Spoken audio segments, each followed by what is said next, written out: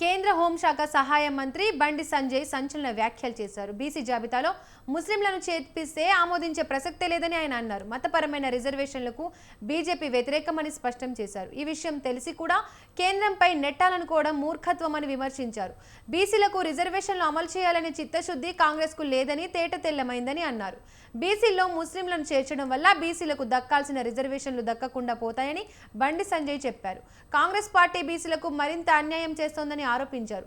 ముస్లింలను బీసీల్లో కలిపితే హిందూ సమాజం అంతా తిరగబడడం ఖాయమని హెచ్చరించారు.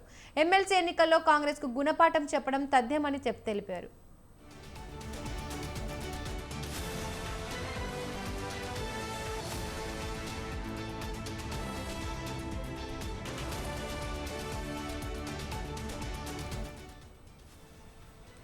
కాంగ్రెస్ కు చిత్తశుద్ధి ఉంటే బీసీ జాబితాల నుండి ముస్లింలను తొలగించాల్సిందేనని బండి సంజయ్ స్పష్టం చేశారు.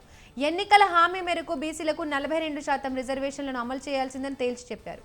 ఇచ్చిన మాట తప్పుతూ బీసీలను నిండా ముంచుతున్న పార్టీ కాంగ్రెసే అని విమర్శించారు. బీసీలంతా కాంగ్రెస్ మోసాలను గుర్తించాలని తెలిపారు. స్థానిక ఎన్నికల్లో పోటీ చేసే దమ్ము కాంగ్రెస్ కు లేదన్నారు. మార్చిలోపు స్థానిక ఎన్నికలు నిర్వహించకపోతే తెలంగాణకు నష్టమని తెలీదా అంటూ బండి నిప్పులు చెరిగారు. 15వ గ్రాంట్స్ కమిషన్ నిధులు ఆగిపోతాయని తెలిసి కూడా జాప్యం చేస్తారా అని ప్రశ్నించారు.